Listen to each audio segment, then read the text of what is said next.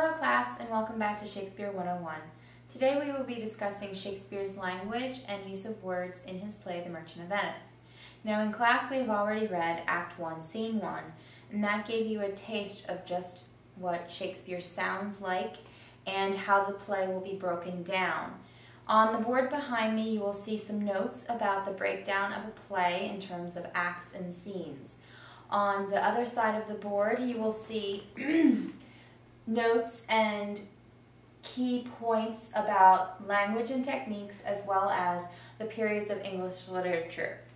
Now, Shakespeare uses a variety of techniques in his writing. He uses varying word orders that do not fit the typical word order structure that we're used to in sentences. He also spreads words apart and keeps them apart for specific reasons. He uses many forms of wordplay, such as metaphor and simile. So what we're going to do is walk you through some of those techniques. Now, one might ask, why did Shakespeare do this? Why did he play with words? And there are several answers to that question.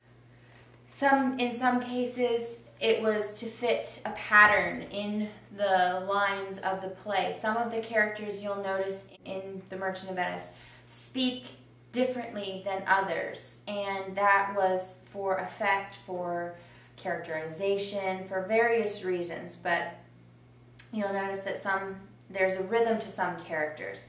You'll also note that some of the lines add emotional tension or suspense to a character's background or to that character's personality. So tension and building that character up is another reason why Shakespeare differed from typical word usage. Other reasons could be unique style, to give a character or a situation a unique style and form of a set of characters. Now, examples of this that you can find in Act 1, Scene 1 are numerous. For example, let's start with word order. Shakespeare did not always follow what we're used to in a sense of word order. When we have a sentence, the typical structure goes subject, verb, and sometimes an object, maybe not. Shakespeare mixed it up. You didn't follow that same pattern. You were allowed to, he played with his words. So sometimes you'd have a varying degree of word order. Now, it wasn't always sentence structure that this occurred with. For example, if you go back to Act 1, Scene 1, lines 17 and 18, whenever Salanio is talking to Antonio and Salarino's in the room, Salanio says, "I should be still plucking the grass to know where sits the wind." We wouldn't typically say, "Where sits the wind?" We would say, "I should be still plucking the grass to know where the wind sits."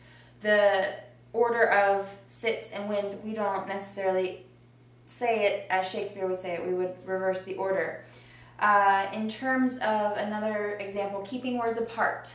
Shakespeare sometimes, would start a sentence with a subject and then interject with an interrupting phrase, and then your verb would be way down the sentence structure. And that was done, again, for stylistic reasons, to give that character his or her own unique sense of language and style and how they spoke. An example of that could be, again, in Act 1 that we've already read, Scene 1, line 153 and 154. Bassanio is speaking to Antonio, and this is where he's telling him, "I've borrowed a lot of money from you, but I need some more." He says, "I owe you much, and like a willful youth, that which I owe is lost." That is what Shakespeare said. Now, he's splitting up "I owe you much" and "that which I owe is lost" with the phrase "like a willful youth." It adds effect to that line. It adds something else to that line rather than just making it a normal sentence. Another use of sentence structure, or another varying type of language use, would be elliptical sentence, or the omission of words. We still do this in certain sentence structures. We'll have an understood subject, like a "you understood" subject. It's not actually in the sentence. Shakespeare did that as well. In Act 1, Scene 1, line 49, Antonio says, "Not in love neither." This is after Salarino and Salanio said, well, if you're not worried about your ships, then you must be in love. And Chinese like, fie.